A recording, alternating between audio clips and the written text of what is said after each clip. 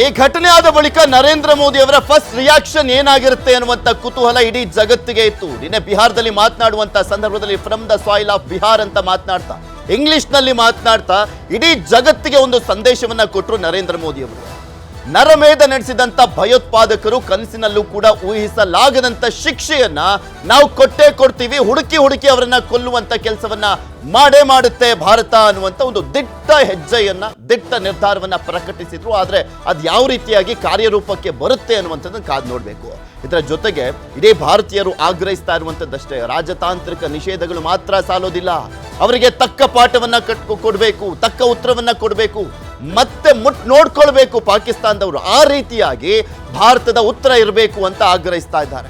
ಕಾಶ್ಮೀರದಲ್ಲಿ ಪ್ರವಾಸಿಗರ ನರಮೇಧಕ್ಕೆ ಜಾಗತಿಕ ಖಂಡನೆ ಕೂಡ ವ್ಯಕ್ತವಾಗ್ತಾ ಇದೆ. ದೇಶದಾದ್ಯಂತ ಪ್ರತಿಭಟನೆಯ ಕಿಚ್ಚು ಹತ್ತಿರುವಂಥದ್ದು. ಮೋದಿ ಶಪಥವನ್ನ ಮಾಡಿದ್ದಾರೆ. ಉಗ್ರರನ್ನ ಸದೆ ಬಡಿಯೋದಾಗಿ ಮೋದಿ ಶಪಥವನ್ನ ಮಾಡಿರುವಂಥದ್ದು. ಮೋದಿ ಶಪಥ ಬೆನ್ನಲ್ಲೇ ಉಗ್ರರ ಮನೆಗಳನ್ನ ಧ್ವಂಸ ಮಾಡಲಾಗಿದೆ. ಉಗ್ರ ಆಸಿಫ್ ಶೇಖ್ ಆದಿಲ್ ಮನೆಗಳು ಡೆಮಾಲಿಷ್ ಮಾಡಲಾಗಿರುವಂಥದ್ದು. ಅನಂತನಾಗ್ ನಗರದಲ್ಲಿದ್ದಂಥ ಉಗ್ರರ ಮನೆಗಳನ್ನ ಧ್ವಂಸ ಮಾಡಲಾಗಿದೆ. ಪಾಕಿಸ್ತಾನದ ವಿರುದ್ಧ ರಾಜತಾಂತ್ರಿಕ ಸಮರ ಅಂತೂ ಈಗ ಆಲ್ರೆಡಿ ಆರಂಭವಾಗಿದೆ. ನೀರನ್ನ ಕಟ್ ಮಾಡಲಾಗಿದೆ, ಗಡಿ ಬಂದ್ ಮಾಡಲಾಗಿದೆ. ಪಾಕ್ ಪ್ರಜೆಗಳು ಕೂಡ ಗಡಿಪಾರಾಗ್ತಾ ಇದ್ದಾರೆ. ಭಾರತದ ಆಕ್ರೋಶಕ್ಕೆ ಪತ್ರಗುಟ್ಟಿರುವಂಥದ್ದು ಪಾಕಿಸ್ತಾನ. ಅವರು ಕೂಡ ಕೆಲವೊಂದು ನಿರ್ಧಾರಗಳನ್ನ ಕೈಗೊಂಡಿದ್ದಾರೆ. ನಾವೇನ್ ಕಡಿಮೆ ಇಲ್ಲ, ನಾವೇನ್ ಎದುರ್ತಾ ಇಲ್ಲ ಭಾರತಕ್ಕೆ ಅಂತ. ಉಗ್ರರ ನೆಲೆಗಳನ್ನ ಬ್ಲಾಸ್ಟ್ ಮಾಡಿ ಪ್ರತೀಕಾರವನ್ನ ತೀರಿಸಿಕೊಳ್ಳುವಂತ ನಿಟ್ಟಿನಲ್ಲಿ ಭಾರತ ಯಾವ ರೀತಿಯಾಗಿ ಮುಂದಾಗುತ್ತೆ ಅನ್ನುವಂಥದ್ದು ಈಗಿರುವಂತ ಪ್ರಶ್ನೆ. ಯಾಕೆಂದ್ರೆ ಬರೀ ಭಾರತ ಅಂದ್ರೆ ಶಾಂತಿದೂತ ರಾಷ್ಟ್ರ, ಇದರಲ್ಲೇ ಕಳಿಬಾರ್ದು, ಇದರಲ್ಲೇ ಮಾತು ಮುಗಿಬಾರ್ದು. ಭಾರತದ ತಂಟೆಗೆ ಬಂದ್ರೆ ನಾವು ಬಿಡೋದಿಲ್ಲ ಅನ್ನುವಂಥ ಸಂದೇಶವನ್ನ ಸಾರಬೇಕಾಗಿದೆ. ಈ ಹಿಂದೆ ಏರ್ ಸ್ಟ್ರೈಕ್, ಸರ್ಜಿಕಲ್ ಸ್ಟ್ರೈಕ್ ಎಲ್ಲ ಮಾಡಿದ್ದಾಯ್ತು. ಆದ್ರೆ ಇಲ್ಲಿ ಇವತ್ತು ಅಮಾಯಕರು ಬಲಿಯಾಗಿದ್ದಾರಲ್ಲ, ಅದಕ್ಕೆ ಉತ್ತರ ಯಾವ ರೀತಿಯಾಗಿರುತ್ತೆ ನರೇಂದ್ರ ಮೋದಿ ಅವರದ್ದು? ಅದೇ ಈಗಿರುವಂತ ಕುತೂಹಲ. ನಿನ್ನೆ ಬಿಹಾರದಲ್ಲಿ ನಿಂತ್ಕೊಂಡು ಮಾತನಾಡಿದ್ರಲ್ಲ ನರೇಂದ್ರ ಮೋದಿ ಅವರು, ಆ ಸಂದೇಶ ಯಾವ ರೀತಿಯಾಗಿತ್ತು ನೋಡ್ಕೊಂಡು. मैं बहुत स्पष्ट शब्दों में कहना चाहता हूं, जिन्होंने ये हमला किया है उन आतंकियों को और इस हमले की साजिश रचने वालों को उनकी कल्पना से भी बड़ी सजा मिलेगी, सजा मिलकर के रहेगी. अब आतंकियों की बची खुची जमीन को भी मिट्टी में मिलाने का समय आ गया है. ಇದ್ರ ಬಗ್ಗೆ ಮಾತನಾಡ್ತಾ ಹೋಗೋಣ. ಮೊದಲು ಇಲ್ಲಿ ನೋಡ್ತಾ ಇದ್ವಿ ನಿನ್ನೆ ಮಾತನಾಡುವಂಥ ಸಂದರ್ಭದಲ್ಲಿ ಏನು ರಿಯಾಕ್ಷನ್ ಬರ್ಬೋದು ಫಸ್ಟ್ ಮಾತುಗಳು ಅನ್ನುವಂಥದ್ದಕ್ಕೆ, ಆ ಮಾತು ಏನು ಎಕ್ಸ್ಪೆಕ್ಟ್ ಮಾಡಿದ್ರು ಅದೇ ರೀತಿಯಾಗಿ ನರೇಂದ್ರ ಮೋದಿ ಅವರ ಭಾಷಣದಲ್ಲಿ ಉಲ್ಲೇಖ ಆಗಿದೆ ಅಂತ ಗಮನಿಸ್ತಾ ಇದ್ವಿ. ಇಲ್ಲಿ ನಡಿಬಾರ್ದ ಘಟನೆ ನಡೀತು, ಉಗ್ರರ ಸಂಚು ಒಂದು ಕಡೆ, ಭದ್ರತಾ ವೈಫಲ್ಯ ಅಲ್ಲಿ ಇರೋದಕ್ಕೆ ಈ ಘಟನೆ ನಡೆದಿರುವಂಥದ್ದು ನೋ ಡೌಟ್.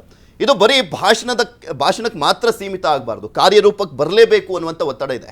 ರಾಜತಾಂತ್ರಿಕವಾಗಿ ಏನೇನೆಲ್ಲ ಮಾಡ್ತಾ ಇದ್ದಾರೆ ಓಕೆ, ಆದರೆ ಅದಕ್ಕೂ ಹೊರತಾಗಿ ಉತ್ತರವನ್ನ ಕೊಡಬೇಕಾದಂಥ ಕೆಲಸವನ್ನ ಭಾರತ ಮಾಡಲೇಬೇಕು ಅನ್ನುವಂಥದ್ದು ಭಾರತೀಯರ ಕೂಗು. ಇದು ಪೃಥ್ವಿ ಕ್ವಿಕ್ ಫಿಕ್ಸ್ ಅನ್ನುವಂಥದ್ದೇ ಒಂದು ದೊಡ್ಡ ಫ್ಯಾಂಟಸಿ. ಅಂದರೆ ಏಕಾಏಕಿ ಇದು ಅಕ್ಕಪಕ್ಕದ ಏನು ಮನೆಯಲ್ಲಿ ಜಗಳ ಆದಂಥ ಸಂದರ್ಭದಲ್ಲೇ ಏಕಾಏಕಿ ಯಾರನ್ನೂ ಹೋಗಿ ಕೊಲೆ ಮಾಡಿಬಿಡಲ್ಲ. ಅಫ್ಕೋರ್ಸ್ ಆಗುತ್ತೆ, ಉನ್ಮತ್ತರಾಗಿರೋರು, ಉದ್ರಿಕ್ತರಾಗಿರೋರು ದುವೇಗದಲ್ಲಿ ಏನಾದರೂ ಮಾಡ್ಬೋದು. ಆದರೆ ಇದು ಎರಡು ದೊಡ್ಡ ದೇಶಗಳ ನಡುವೆ ನಡೀತಾ ಇರುವಂಥ ಒಂದು ಸಂಘರ್ಷ, ಮತ್ತು ಇದು ಇವತ್ತು ನೆನ್ನೆಯದಲ್ಲ, ಏನು ದಶಕಗಳಿಂದ ನಡೀತಾ ಇರುವಂಥ ಸಮಸ್ಯೆ ಆಗಿರೋದ್ರಿಂದ ಏಕಾಏಕಿ ಕ್ವಿಕ್ಕಾಗಿ ಫಿಕ್ಸ್ ಮಾಡಲಿಕ್ಕೆ ಸಾಧ್ಯ ಇಲ್ಲ. ಹಾಗಂತ ಸುಮ್ಮನೆ ಕೂರ್ಲಿಕ್ಕೂ ಸಾಧ್ಯ ಇಲ್ಲ. ಯಾಕಂದರೆ ಮೋದಿಯವರನ್ನಾಗಲಿ ಅಥವಾ BJPಯನ್ನಾಗಲಿ ಸೆಲೆಕ್ಟ್ ಮಾಡಿರೋದೇ ಇಂತಹ ಡಿಸಿಸಿವ್ ಲೀಡರ್ಶಿಪ್ ಅನ್ನೋ ಕಾರಣಕ್ಕೆ ಅಲ್ವಾ. ಸೊ ಇವತ್ತಿವರು ಇಷ್ಟೆಲ್ಲ ಆಗಿರೋ ಸಂದರ್ಭದಲ್ಲಿ ಬಿಹಾರದಲ್ಲಿ ಬಂದು ಎಲೆಕ್ಷನ್ನು ಮತ್ತೊಂದು ಅಂತ ಕೂತ್ಕೊಂಡು ವೇದಿಕೆ ಹಂಚ್ಕೊಂಡಿರ್ಬೇಕಂತ ಹೇಳ್ತಾರೆ. ಅಫ್ಕೋರ್ಸ್ ಅವ್ರ ತಾಯಿ ಸತ್ತಾಗಲೂ ಕೂಡ ಕರ್ತವ್ಯಕ್ಕೆ ಬಂದವರು. ಆಮೇಲೆ ಲೀಡರ್ಶಿಪ್ ಅಂದರೆ ಅದೇ ಅಲ್ವಾ, ಅಂದರೆ ದೇಶವನ್ನು ಸಂಕಷ್ಟದ ಸಂದರ್ಭದಲ್ಲಿ ಎಲ್ಲ ಬಿಟ್ಟು ಡಿಮಾರಲೈಸ್ ಕೂರಕ್ಕಾಗಲ್ಲ, ಕೆಲಸಗಳು ನಡೀತಾನೆ ಇರಬೇಕಲ್ಲ. ಮನೆಯಲ್ಲಿ ಯಾರೋ ಒಬ್ಬರು ತೀರೋದ್ರು ಅಂತ ಸಂದರ್ಭದಲ್ಲೂ ಕೂಡ ಮುಂದೆ ಕೆಲಸಗಳು ನಡೀತಾ ಇರ್ತವೆ. That is how it should be. ಈಗಲೂ ಕೂಡ ಅದೇ ಆಗ್ತಾ ಇರೋದು. At the same time Modi ನಾಯಕತ್ವದ BJPಯಿಂದ ಅಥವಾ ಕೇಂದ್ರ ಸರ್ಕಾರದಿಂದ ನಿರೀಕ್ಷೆಯನ್ನು ಮಾಡ್ತಾ ಇರೋದ್ರಲ್ಲಿ ಎರಡನೇ ತಪ್ಪೇ ಇಲ್ಲ. ಯಾಕಂದರೆ ಅದೇ ಕಾರಣಕ್ಕೆ ಮತ ಹಾಕಿರೋರ ಸಂಖ್ಯೆ ಕೂಡ ಅತಿ ದೊಡ್ಡ ಮಟ್ಟದಲ್ಲಿದೆ ದೇಶದಲ್ಲಿ. ಈ ಕಾರಣಕ್ಕಾಗಿ ಆ ಒಂದು ಉದ್ವಿಗ್ನತೆ, ಆ ಒಂದು ಆಕ್ರೋಶ ಎಲ್ಲವೂ ಕೂಡ ಇದೆ. ಮಾಜಿ ಸೈನಿಕರುಗಳನ್ನು, ಈಗ ನಮ್ಮ ಬೆಳಗ್ಗೆಯಿಂದ ನಿನ್ನೆ ಎಲ್ಲ ನಮ್ಮಲ್ಲಿ ಪ್ಯಾನಲ್ಗಳಲ್ಲಿ ಮಾತನಾಡ್ತಿದ್ದಂಥ ಮಾಜಿ ಸೈನಿಕರುಗಳನ್ನು ಅವರ ಮಾತುಗಳಲ್ಲೂ ಕೂಡ ಅದೇ ಆಕ್ರೋಶ ಇತ್ತು. ರಕ್ತ ಕುದಿತಾ ಇದೆ, ನಾವೆಲ್ಲ ಕಾರ್ಗಿಲಲ್ಲಿ ಹೋಗಿ ಬಂದಿದ್ದವರು, ನಮ್ಮ ಸೈನ್ಯಕ್ಕೆ ಅಷ್ಟು ಬಲ ಇದೆ, ಒಂದೇ ಒಂದು ಸಲ ಹೇಳಿ ಮುಗಿಸ್ಬಿಡ್ತೀವಿ ಅನ್ನೋಂಥ ಒಂದು ಮಾತುಗಳನ್ನು ಎಲ್ಲರೂ ಹೇಳ್ತಾರೆ, ಬಹುತೇಕ ನಾಗರಿಕರು ಹೇಳ್ತಾರೆ. ಆದರೆ ನೀವು ರಷ್ಯಾ ಉಕ್ರೇನ್ ವಾರ್ನ ನೋಡ್ತಾ ಇದ್ದೀವಿ. ಅಂದರೆ ಬರೀ ಆಟ ಆಡುವಂಥ ಅಥವಾ ಯುದ್ಧಕ್ಕೆ ಇರುವಂತಹ ಎರಡು ದೇಶಗಳ ನಡುವೆ ಅಷ್ಟೇ ಆ ಕಾನ್ಫ್ಲಿಕ್ಟ್ ಇರೋದಿಲ್ಲ. ಅದರ ಹಿಂದೆ ಹತ್ತಾರು ಕಾಣದ ಕೈಗಳು, ಹತ್ತಾರು ಕಾಣದ ರಾಜತಾಂತ್ರಿಕ ರಾಜಕೀಯಗಳು ಇವೆಲ್ಲವೂ ಕೂಡ ನಡೀತಾ ಇರ್ತದೆ ಗ್ಲೋಬಲ್ ಏಷ್ಯಾದಲ್ಲಿ. ಇವತ್ತು ಇಷ್ಟೆಲ್ಲ ತಾರೀಫ್ ವಾರ್ ನಡೀತಾ ಇದ್ರು ಕೂಡ ಚೀನಾ, ಅಮೆರಿಕ, ರಷ್ಯಾ, ಉಕ್ರೇನು, ಈಗ ರಷ್ಯಾ ಅಮೆರಿಕ ಹತ್ತಾರು ಸಂಘರ್ಷಗಳು ಬಾಂಬ್ಗಳ ಜೊತೆ, ಕರೆನ್ಸಿಯ ಜೊತೆ ನಡೀತಾ ಇದ್ರು ಕೂಡ ಭಾರತ ಇದ್ದಿದ್ರಲ್ಲಿ ಸೇಫ್ ಆಗಿ ಚೌಕಾಶಿಯನ್ನು ಮಾಡಿಕೊಂಡು ಜಾಣತನದಿಂದ, ರಾಜತಾಂತ್ರಿಕ ಇಂಥದಿಂದ ತನ್ನ ಹಿತಾಸಕ್ತಿಗಳನ್ನು ರಕ್ಷಣೆ ಮಾಡ್ಕೋತಾ ಇದೆಯಲ್ಲ, ಇದು ಹೇಗೆ ಸಾಧ್ಯ ಅನ್ನುವಂಥ ಒಂದು ಅಚ್ಚರಿ ಒಂದು ಕಡೆ. ಮತ್ತೊಂದು ಕಡೆ ಅಸೂಯೆಯೂ ಕೂಡ ಇದೆ. ಈ ಗ್ಲೋಬಲ್ ಏಷ್ಯಾದಲ್ಲಿ ಭಾರತಕ್ಕಿರುವಂಥ ಪೊಸಿಷನ್ ಅಂಥದ್ದೇ. ನಾಟ್ ಬಿಕಾಸ್ ನಾನು ಮೋದಿಯವರ ನೇತೃತ್ವ ಅಥವಾ BJP ಸರ್ಕಾರ ಈ ಮಾತಕ್ಕೆ ಹೇಳ್ತಾ ಇಲ್ಲ. ಭಾರತಕ್ಕಿರುವಂಥ ಜಿಯೋಗ್ರಫಿಕಲ್ ಅವಶ್ಯಕತೆ ಮತ್ತು ಆ ಒಂದು ಅರ್ಹತೆ ಎರಡೂ ಕೂಡ ಅಂಥದ್ದೇ ಗ್ಲೋಬಲ್ ಏಷ್ಯಾದಲ್ಲಿ. ಸೊ ಈ ಹಿನ್ನೆಲೆಯಲ್ಲಿ ಭಾರತದ ಮೇಲೆ ಒಂದು ಅತಿ ದೊಡ್ಡ ಜಾಗತಿಕ ಅಸೂಯೆ ಖಂಡಿತ ಇದೆ. ಈ ಸಂದರ್ಭದಲ್ಲಿ ಇಟ್ಸ್ ಈಸಿ ಹೋಗಿ ನಾಳೆ ಯುದ್ಧ ಇದು ಮಾಡಿ. ಪಾಕಿಸ್ತಾನ ಅತ್ಯಂತ ಬಿಕಾರಿಯಾಗಿದೆ, ಗೋಧಿ, ಅಕ್ಕಿಗೆಲ್ಲ ಎಷ್ಟು ಕಳ್ಕೊಳ್ಳೋದೇನಿಲ್ಲ. ನಾವು ಒಂದು ಯುದ್ಧಕ್ಕಿಡಿದ್ರೆ ಸುಮಾರು ಒಂದು ಜನರೇಷನ್ ಅಥವಾ 10-20 ವರ್ಷ ಹಿಂದಕ್ಕೆ ಹೋಗ್ತೀವಿ. ಸೊ ಅದರ ದೂರಗಾಮಿ ಪರಿಣಾಮಗಳು ದೊಡ್ಡದಿದೆ. ಹಾಗಂದ ಮಾತ್ರಕ್ಕೆ ಬಂದು ಹೊಡೆದೋದ್ ಮಾತ್ರಕ್ಕೆ ಸುಮ್ಮನೆ ಬಿಟ್ಬಿಡೋದು ಅಂತಲ್ಲ. ಈಗ ಕಾಶ್ಮೀರ ಅನ್ನುವಂಥದ್ದು ಅಲ್ಲಿ ಯಾರು ತಿರುಗೂ ನೋಡೋಕ್ಕಾಗಲ್ಲ ಅನ್ನುವಂಥ ಪರಿಸ್ಥಿತಿಯಲ್ಲಿ ಅದು ನಮ್ಮ ಭಾಗ, ನಮ್ಮ ಅವಿಭಾಜ್ಯ ಅಂಗ ಅನ್ನೋ ರೀತಿ 370 ಕಿತ್ತು ಹಾಕಿ ಅಲ್ಲಿ ಅಭಿವೃದ್ಧಿಯ ಪರ್ವವನ್ನು ಇಳಿಸಬೇಕು ಅನ್ನೋ ಕಾರಣಕ್ಕೆ ಸಂಕಲ್ಪವನ್ನು ಮಾಡಿದ್ದೇ ಒಂದು ದೊಡ್ಡ ಸಾಹಸ. ಅಲ್ಲಿರೋ ಲೋಕಲ್ಸ್ಗೆ ಅದು ಎಷ್ಟೋ ಪಾರ್ಷಿಯಲಿ, ಇಫ್ ನಾಟ್ ಕಂಪ್ಲೀಟ್ಲಿ ಅಲ್ಲ ಅಂತಂದ್ರೂ ಕೂಡ ಪಾರ್ಷಿಯಲಿ ಎಷ್ಟೋ ಜನಕ್ಕೆ ಅದು ಅರಿವಾಗಿತ್ತು. ಇವತ್ತು ಒಂದು ವಿಶೇಷ ವಿಧಿ ಇದೆ, ನಮಗೆ ಬೇಕಾಬಿಟ್ಟಿಯಾಗಿ ದುಡ್ಡು ಬಂದು ಬೀಳುತ್ತೆ, ನಾವು ಆ ದುಡ್ಡಲ್ಲಿ ಆರಾಮಾಗಿ ಮಜಾ ಹೊಡ್ಕೊಂಡು ಸೈನಿಕರಿಗೆ ಕಲ್ಲು ಹೊಡ್ಕೊಂಡಿರ್ಬೋದು, ದುಡಿಯೋ ಅವಶ್ಯಕತೆ ಇಲ್ಲ, 500 ರೂಪಾಯಿ ಕೊಟ್ಟರೆ ಸಾಕು ಅನ್ನೋ ಮನಸ್ಥಿತಿಯಲ್ಲಿದ್ದರು. ಪಾಕಿಸ್ತಾನದವರು ಬಂದು ಕೊಡ್ತಾರೆ, ಇಲ್ಲಿ ಅವ್ರನ್ನ ರಿಕ್ರೂಟ್ ಮಾಡ್ಕೊಂತ ಆರಾಮಾಗಿ ಅದೇ ಉದ್ಯೋಗನ ಥರ ಇತ್ತು. ಆದರೆ ಯಾವಾಗ ಅಲ್ಲಿ ಪ್ರವಾಸೋದ್ಯಮ, ಅದರ ಆಚೆಗೆ ಉದ್ಯಮಿಗಳು ಅಲ್ಲಿ ಇನ್ವೆಸ್ಟ್ ಮಾಡಲಿಕ್ಕೆ ಸೌದಿ ಅರೇಬಿಯಿಂದ ಒಂದಷ್ಟು ಇನ್ವೆಸ್ಟ್ಮೆಂಟ್ ಲೆಕ್ಕಾಚಾರಗಳಾಗ್ತವೆ, ಫಾರಿನ್ ಡೈರೆಕ್ಟ್ ಇನ್ವೆಸ್ಟ್ಮೆಂಟ್ಗಳ ಲೆಕ್ಕಾಚಾರ ಆಗ್ತವೆ. ಇದೆಲ್ಲ ಆಗಿ ಕಾಶ್ಮೀರವೂ ಕೂಡ ಭಾರತದ ಬೇರೆ ಬೇರೆ ರಾಜ್ಯಗಳ ರೀತಿ ಕೈಗಾರಿಕೋದ್ಯಮದಲ್ಲಿ, ಉದ್ಯಮಗಳಲ್ಲಿ ಅಥವಾ ಆರ್ಥಿಕತೆಯಲ್ಲಿ ಬೆಳವಣಿಗೆಯನ್ನು ಕಾಣಬಹುದು. ಪ್ರವಾಸೋದ್ಯಮವನ್ನು ಮೀರಿ ಕೂಡ ಈ ಒಂದು ಭಯೋತ್ಪಾದನೆಯ ಕರಿನೇರಳು ಇಲ್ಲದೆಯೂ ಕೂಡ ಚೆನ್ನಾಗಿ ಬದುಕಬಲ್ಲೆವು. ಅಲ್ಲಿ ಯೂತ್ಸ್ಗೆ ಅವಕಾಶ ಸಿಗುತ್ತೆ, ಉದ್ಯೋಗ ಅವಕಾಶಗಳು ಸಿಗುತ್ತೆ, ಭವಿಷ್ಯ ಇದೆ ಅನ್ನುವಂಥ ಮೆಸೇಜನ್ನು ಕೊಡೋಕೆ ಹೋಯ್ತಲ್ಲ, ಅದೇ ದೊಡ್ಡ ಪ್ರಾಬ್ಲಮ್ ಆಗಿರುವಂಥದ್ದು. ಆ ಕಾರಣಕ್ಕೆ ಪ್ರಥಮ ಬಾರಿಗೆ ಅಂಥದ್ದೊಂದು ಡೆಡ್ಲಿಯೆಸ್ಟ್ ಅಟ್ಯಾಕನ್ನು ಪ್ರವಾಸಿಗರ ಮೇಲೆ ಮಾಡಿರುವಂಥದ್ದು. ಮತ್ತು ಅವ್ರದ್ದು ಕ್ಲಿಯರ್ ಇದೆ ಇಂಡಿಕೇಶನ್. ಹಿಂದೂ ಮುಸ್ಲಿಂ ಅನ್ನುವಂಥದ್ದು ಇನ್ನೂ ದೊಡ್ಡ ಮಟ್ಟದ ಡಿವೈಡ್ ಆಗಬೇಕು. ಅಫ್ಕೋರ್ಸ್ ಇದು ಕಾಶ್ಮೀರದಲ್ಲಿ ದಾಳಿ ಆದರೂ ಇದರ ಕಂಪನ ಕನ್ಯಾಕುಮಾರಿವರೆಗೂ ಇರುತ್ತೆ. ಮತ್ತು ಇಲ್ಲಿ ಇನ್ಸ್ಟೆಬಿಲಿಟಿ, ಪೊಲಿಟಿಕಲ್ ಇನ್ಸ್ಟೆಬಿಲಿಟಿಗಳಿಗೂ ಕಾರಣ ಆಗುತ್ತೆ, ಮತ್ತು ಸೋಷಿಯಲ್ ಇನ್ಸ್ಟೆಬಿಲಿಟಿಗಳಿಗೆ ಕಾರಣ ಆಗುತ್ತೆ, ರಿಲಿಜನ್ ವಾರ್ ದೊಡ್ಡದಾಗುತ್ತೆ. ಬೇಕಾಗಿರೋದು ಅದೇ ಅಲ್ವಾ ಪಾಕಿಸ್ತಾನಕ್ಕೆ. ಸೊ ಆ ಕಾರಣಕ್ಕೆ ಇದನ್ನು ಮಾಡಿದೆ. ಮತ್ತು ಆ ಆರ್ಮಿಯ ಚೀಫ್ ಏನು ಮಾತನ್ನು ಆಡಿದ್ರಲ್ಲ, ಕಾಶ್ಮೀರ ನಮ್ಮದು, ಅದನ್ನು ನೀವು ಮುಂದಿನ ತಲೆಮಾರುಗಳಿಗೆ, ಮಕ್ಕಳಿಗೆ ತಲೆಯಲ್ಲಿ ಹೇಳಬೇಕು, ಇದಕ್ಕೋಸ್ಕರ ಎಷ್ಟು ರಕ್ತ ಹರಿಸಿದ್ದೀವಿ ಅನ್ನೋಂಥರ ಹೇಳಿದ್ರಲ್ಲ.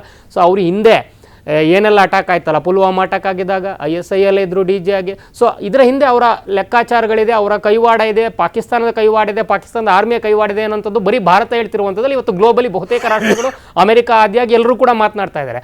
ಸೊ ಇವತ್ತಿನ ಉದ್ದೇಶ ಏನು ಸಂಕಲ್ಪಗಳನ್ನು ಮಾಡಿದಲ್ಲ, ಪಾಕಿಸ್ತಾನ ಪ್ರಜೆಗಳನ್ನು ಕಳಿಸ್ಬಿಡಿ, ವೀಸಾ ಕ್ಯಾನ್ಸಲ್ ಮಾಡಿ, ಮತ್ತೆಲ್ಲ ಓಕೆ, ಈ ಸಿಂಧೂ ನದಿ ಟ್ರೀಟಿಯನ್ನು ಕ್ಯಾನ್ಸಲ್ ಮಾಡಿ, ಇವತ್ತು ಓಕೆ ನಮ್ಮ ಹತ್ರ ಕ್ಯಾನ್ಸಲ್ ಮಾಡಿ ಅಂತ ಹೇಳಿದ ಮಾತ್ರಕ್ಕೆ ಅದು ಡ್ಯಾಮ್ಗಳಿದೆಯಾ, ಸ್ಟೋರ್ ಮಾಡಿ ಇಟ್ಕೋಬೋದಾ, ಸ್ಟೋರ್ ಮಾಡಿದ್ರೆ ನಮ್ಮ ಪ್ರಾಬ್ಲಮ್ ಏನಾಗುತ್ತೆ, ಅದು ಫೀಸಬಲ್ಲ, ಏನು ಪ್ರಾಜೆಕ್ಟ್ ಇದ್ದಾವೆ, ದುಡ್ಡು ಎಷ್ಟಾಗುತ್ತೆ ಅದಕ್ಕೆ, ದೂರಗಾಮಿ ಯೋಜನೆಗಳವೆಲ್ಲ ಅಂತ. ಆದರೆ ಒಂದು ಟೆನ್ಷನ್ ಅಂತೂ ಕ್ರಿಯೇಟ್ ಆಗುತ್ತಾ.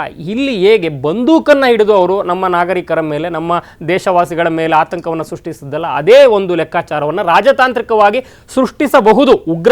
ಉಗ್ರರನ್ನು ಮೀರಿ ಅಲ್ಲಿ ತಿನ್ನಕನ್ನ ಮತ್ತು ಇರಿಗೇಷನ್ನು ಮತ್ತು ವಿದ್ಯುತ್ ಸ್ಥಾವರಗಳ ಲೆಕ್ಕಾಚಾರ, ಇದೆಲ್ಲವನ್ನು ಲೆಕ್ಕಾಚಾರ ಆಗ್ತಂಥ ಸಂದರ್ಭದಲ್ಲಿ ಅಫ್ಕೋರ್ಸ್ ಅಲ್ಲಿನ ಸ್ಥಳೀಯರಿಗೆ ಅಕಸ್ಮಾತ್ ಭಾರತ ಇವತ್ತಲ್ಲ ನಾಳೆ ಇದನ್ನು ಸೀರಿಯಸ್ ಆಗಿ ಮಾಡಿದ್ರೆ ಏನಾಗುತ್ತೆ. ಯಾಕಂದರೆ 80% ಅವರ ಎಕಾನಮಿ ಆ ಭಾಗದಲ್ಲೆಲ್ಲ, ಪಂಜಾಬ್ ಇಲ್ಲೆಲ್ಲ ಏನೆಲ್ಲ ಡಿಪೆಂಡ್ ಆಗಿದೆ ಅನ್ನೋದು ಗೊತ್ತಿರುವಂಥದ್ದೇ. ಸೊ ಇವತ್ತಲ್ಲ ಈಗಾಗಲೇ ಕಳೆದ ಉರಿ ಅಟ್ಯಾಕ್ ಆದಮೇಲೆ ನಾವು ಯಾವುದೇ ವಾಟರ್ ಟ್ರೀಟಿ ಮಿಷನ್ಗಳಿಗೆ ಅಥವಾ ಮೀಟಿಂಗ್ಗಳಿಗೆ ಹೋಗ್ತಾ ಇಲ್ಲ. ಅಷ್ಟರ ಮಟ್ಟಿಗೆ ಗ್ಲೋಬಲಿ ನಾವು ರೆಸಿಸ್ಟ್ ಮಾಡ್ತಾ ಇದ್ವಿ. ಸೊ ಎಲ್ಲರ ಒಂದು ಬೆಂಬಲವನ್ನು ತೆಗೆದುಕೊಂಡು ನಾಳೆ ಅಕಸ್ಮಾತ್ ಇಷ್ಟೆಲ್ಲ ಯುದ್ಧ, ಸಮಸ್ಯೆ, ರಾಜತಾಂತ್ರಿಕ ಬಿಕ್ಕಟ್ಟು, ಉಗ್ರ ಕೃತ್ಯಗಳ ನಡುವೆಯೂ ಕೂಡ ಆ ಒಪ್ಪಂದವನ್ನು ಇದುವರೆಗೂ ಉಳಿಸ್ಕೊಂಡಿದ್ವು. ಯಾಕಂದರೆ ಅದಕ್ಕಿದ್ದಂಥ ಮಹತ್ವ ಅಂಥದ್ದು, ಪಾಕಿಸ್ತಾನಕ್ಕೆ ಅದರ ಅವಶ್ಯಕತೆ ಇತ್ತು. ಆದರೆ ಇವತ್ತು ಅಂಥದ್ದೊಂದು ವ್ಯವಸ್ಥೆಗೆ ಕೈ ಹಾಕಿದೆ ಭಾರತ ಅಂತಂದರೆ ನಾಳೆ ಏನಾದರೂ ಆಗ್ಬೋದು ಅನ್ನೋ ಕಾರಣಕ್ಕೆ ಅವರು ಶಿಮ್ಲಾ ಒಪ್ಪಂದದ ಬಗ್ಗೆ ಇವತ್ತು ರಿಯಾಕ್ಟ್ ಮಾಡಿರೋದು. ಸೊ ಇವತ್ತಿಗೆ ಇಷ್ಟಕ್ಕೆ ಉಳಿದಿಲ್ಲ. ಒಂದು ಕಡೆ ಗುಂಡಿನ ಮೂಲಕವೂ ಉತ್ತರ ಕೊಡಬೇಕು. ಅದನ್ನು ಹೇಳಿದ್ದಾರೆ. ಈಗ ಅದನ್ನು ಯಾವ ರೀತಿ ಈ ಹೇಳಿದ ಮಾತ್ರ ನಾಳೆ ಮಾಡಲ್ಲ. There must be a surprise attack. ಅದಾಗುತ್ತೆ. ಅದರ ಆಚೆಗೆ ಈ ರೀತಿ ರಾಜತಾಂತ್ರಿಕ ಸಮರಗಳ ಮೂಲಕವೂ ಕೂಡ ಅಲ್ಲಿನ ಸ್ಥಳೀಯರಿಗೆ, ದೇಶವಾಸಿಗಳಿಗೆ ಆತಂಕವನ್ನು ತಂದೊಡೋದ್ರಲ್ಲಿ ಒಂದು ಪ್ರಯತ್ನವನ್ನು ಕೇಂದ್ರ ಸರ್ಕಾರ ಮಾಡ್ತಾ ಇದೆ. ಪೃಥ್ವಿ, ಇಲ್ಲಿ ಯಾವಾಗಲೂ ಪ್ರಧಾನಮಂತ್ರಿ ನರೇಂದ್ರ ಮೋದಿ ಅಂದರೆ ಪ್ರಧಾನಿ ಆದಂಥ ಸಂದರ್ಭದಲ್ಲಿ ಕಳೆದ 3 ಬಾರಿ ಏನು ಪ್ರಧಾನಮಂತ್ರಿಗಳಾಗಿದ್ದಾರೆ, ದೇಶದ ಜನಕ್ಕೆ ಒಂದು ಅನ್ಫಿನಿಶ್ಡ್ ಅಜೆಂಡಾ ನರೇಂದ್ರ ಮೋದಿದು ಒಂದಿದೆ. ಅದು ಪಾಕ್ ಆಕ್ಯುಪೈಡ್ ಕಾಶ್ಮೀರವನ್ನು ಯಾವಾಗ ವಶಪಡಿಸ್ಕೊಳ್ತಾರೆ ಅನ್ನುವಂಥ ಒಂದು ನಿರೀಕ್ಷೆಯಲ್ಲೇ ಇದ್ದಾರೆ, ಕುತೂಹಲದಲ್ಲೇ ಇದ್ದಾರೆ. ಅದಕ್ಕೆ ಪುಷ್ಟಿ ನೀಡುವಂತಲೇ ಯಾವಾಗಲೂ ರಾಜನಾಥ್ ಸಿಂಗ್ ಅವರು ಮಾತನಾಡ್ತಾ ಇರ್ತಾರೆ, ಅಮಿತ್ ಶಾ ಅವರು ಮಾತನಾಡ್ತಾ ಇರ್ತಾರೆ, BJP ನಾಯಕರು ಮಾತನಾಡ್ತಾರೆ, ಮೋದಿಯಿಂದ ಮಾತ್ರ ಸಾಧ್ಯ ಅಂತ. ಈ ಸಂದರ್ಭದಲ್ಲಿ ಇದು ಒಂದು ಹೊಡೆತ ಕೊಟ್ಟಿರುವಂಥದ್ದು ಇದೆಯಲ್ಲ, ಪ್ರವಾಸಿಗರನ್ನ ಕೊಲೆಯನ್ನು ಮಾಡಿರುವಂಥದ್ದು. ಸ್ಪೆಷಲಿ ಈ ಕಳೆದ 4 ವರ್ಷದಲ್ಲಿ ಒಂದು ಲೆಕ್ಕ ತಗೊಂಡ್ರೆ ಲಕ್ಷ ಇದ್ದಿದ್ದಂಥ ಪ್ರವಾಸಿಗರ ಸಂಖ್ಯೆ ಕೋಟಿಯನ್ನು ಮೀರಿದೆ. ಇದೊಂದೇ ವರ್ಷದಲ್ಲಿ 2,30,00,000ಕ್ಕೂ ಹೆಚ್ಚು ಜನ ಪ್ರವಾಸಿಗರು ಹೋಗಿದ್ದಾರೆ. ಯಾವ ಕಾರಣಕ್ಕೆ? ನರೇಂದ್ರ ಮೋದಿ ಅವರ ಮೇಲಿನ ನಂಬಿಕೆ, ಅಲ್ಲಿರುವಂಥ ಆರ್ಮಿ ಮೇಲಿನ ನಂಬಿಕೆ. ಅಲ್ಲಿ ಯಾರು ಕೂಡ ಒಮರ್ ಅಬ್ದುಲ್ಲಾ ನಮಗೆ ಸೆಕ್ಯೂರಿಟಿ ಕೊಡ್ತಾರೆ ಅಂತ ಹೋಗಿದ್ದಂಥದ್ದಲ್ಲ. ಬಟ್ ಇವತ್ತು ಆಗಿರುವಂಥ ಘಟನೆ ಯಾವ ರೀತಿಯಾದಂಥ ಒಂದು ಒತ್ತಡವನ್ನು ಕ್ರಿಯೇಟ್ ಮಾಡಿಬಿಟ್ಟಿದೆ. ನರೇಂದ್ರ ಮೋದಿ ಅವರ ಮೇಲಿರುವಂಥ ಭರವಸೆ, ನಂಬಿಕೆಯನ್ನು ಉಳಿಸ್ಕೊಳ್ಬೇಕು, ನನ್ನ ಭಾರತೀಯರು ನನ್ನ ಮೇಲೆ ಇಟ್ಟಿರುವಂಥ ಒಂದು ನಂಬಿಕೆಯನ್ನು ಉಳಿಸ್ಕೊಳ್ಬೇಕು ಅಂದರೆ ಆ ಹೋರಾಟ ಯಾವ ರೀತಿಯಾಗಿರಬೇಕು ಅಂತ ಅನ್ಸುತ್ತೆ. ಪೃಥ್ವಿ, ಒಂದು ದೇಶ ಮೂಲಭೂತವಾದಿಗಳಿಗೆ, ಧರ್ಮಾಂಧರಿಗೆ, ಮತಾಂಧರಿಗೆ ಎಲ್ಲೊಂದು ಕಡೆ ಅವಕಾಶ ಕೊಟ್ಟು ತನ್ನ ನೆರೆಯ ಶತ್ರು ರಾಷ್ಟ್ರವನ್ನು ಬಗ್ಗು ಬಡಿಯಲಿಕ್ಕೆ ಮತಾಂಧರನ್ನ ಮೂಲಭೂತವಾದಿಗಳನ್ನು ಬಳಸ್ಕೊಂಡ್ರೆ ಇವತ್ತು ಎಂಥ ಸ್ಥಿತಿಯಾಗಿದೆ ದೇಶದಲ್ಲಿ. ತಾವು ಕಣ್ಮುಂದೆ ಇರ್ಬೋದು ಅಫ್ಘಾನಿಸ್ತಾನ ಪರಿಸ್ಥಿತಿ, ಪಾಕಿಸ್ತಾನ ಪರಿಸ್ಥಿತಿ, ಪಕ್ಕದ ಬಾಂಗ್ಲಾ ಪರಿಸ್ಥಿತಿ, ಅರಾಜಕತೆ ಆಗಿರ್ತಕ್ಕಂಥದ್ದು ನೋಡಿ. ಈಗ ನೀವು ಹೇಳ್ಬೋದು ಸಿಂಧೂ ನದಿ ಒಂದು ವಾರ ನೀರು ನಿಲ್ಲಿಸಿದರೆ ಈಗ 60-70% ಅಲ್ಲಿಯ ರೈತರು ಮತ್ತು ಕುಡಿಯೋ ನೀರು ಕರಾಚಿಗೂ ಕೂಡ ಹೋಗುತ್ತೆ, ಲಾಹೋರ್ಗೂ ಕೂಡ ಈ ಸಿಂಧೂ ನದಿಯ ನೀರು ಹೋಗಿರ್ತಕ್ಕಂಥ 6 ನದಿಗಳನ್ನ ಬಂದ್ ಮಾಡಿದರೆ ಒಂದು ಪಾಕಿಸ್ತಾನ ಇದೆಯಲ್ಲ ಇನ್ನು 20 ವರ್ಷ ಹಿಂದಕ್ಕೆ ಹೋಗುತ್ತೆ. ಯಾಕಂತ ಹೇಳಿದ್ರೆ 60% ಅಲ್ಲಿರ್ತಕ್ಕಂಥ ವಾಣಿಜ್ಯ ಬೆಳೆಗಳು, ಅದು ಭತ್ತ ಮತ್ತು ಹತ್ತಿ ನಾಶ ಆಗುತ್ತೆ. ಅಂದರೆ ಈಗ ಪ್ರಧಾನಿ ನರೇಂದ್ರ ಮೋದಿ ಅವರು ಎಕ್ಸ್ಪೆಕ್ಟೇಷನ್ ಎಲ್ರಿಗಿದೆ, ಹಾಗಂತ ನೀವು ನಾಳೆನೇ ವಾರ್ ಮಾಡಲಿಕ್ಕಾಗಲ್ಲ. ಅದಕ್ಕಾಗಿ ಒಂದಷ್ಟು ತಯಾರಿಗಳು ಬೇಕು. ಈಗ ಆರಂಭದಲ್ಲಿ ಅವರು ರಾಜತಾಂತ್ರಿಕ ಅಂದರೆ ಡಿಪ್ಲೊಮೆಟಿಕ್ ಸ್ಟ್ರೈಕ್ ಮಾಡ್ತಿದ್ದಾರೆ. ಡಿಪ್ಲೊಮೆಟಿಕ್ ಸ್ಟ್ರೈಕ್ ಇದೆಯಲ್ಲ, ಒಂದು ದೇಶ ಅಷ್ಟು ಸುಲಭವಾಗಿ ತಡ್ಕೊಳ್ಳೋಕ್ಕಾಗಲ್ಲ. ಎಸ್, ಈಗ ನಾವು ವಾಯು ಪ್ರದೇಶದ ಮೇಲೆ ನಮ್ಮ ವಿಮಾನಗಳು ಹೋಗಲೇಬೇಕು. ಈಗ ಬೇರೆ ಅದಕ್ಕೇನೋ ಆಲ್ಟರ್ನೇಟಿವ್ನ ಮಾಡ್ಕೊಳ್ತಿರ್ತಕ್ಕಂಥದ್ದು. ಈಗಾಗಲೇ ಸಿಂಧೂ ನದಿ ನೀರನ್ನು ಸ್ಟಾಪ್ ಮಾಡ್ತಿರ್ತಕ್ಕಂಥದ್ದು. ಈಗಾಗಲೇ ಪಾಕಿಸ್ತಾನಕ್ಕೆ ಈಗಾಗಲೇ ಆಂತರಿಕ ಕ್ಷೋಭೆ ಒಂದು ಕಡೆ ಆದರೆ, ಅಲ್ಲಿ ಅರಾಜಕತೆ ಒಂದು ಕಡೆ ಆದರೆ, ಮತ್ತೊಂದು ಕಡೆ ಆರ್ಥಿಕ ಬಿಕ್ಕಟ್ಟಿನಲ್ಲಿ ಪಾಕಿಸ್ತಾನ ಆ ಬೇಗುದಿಯಲ್ಲಿ ಬೇಯ್ತಿರ್ತಕ್ಕಂಥದ್ದು.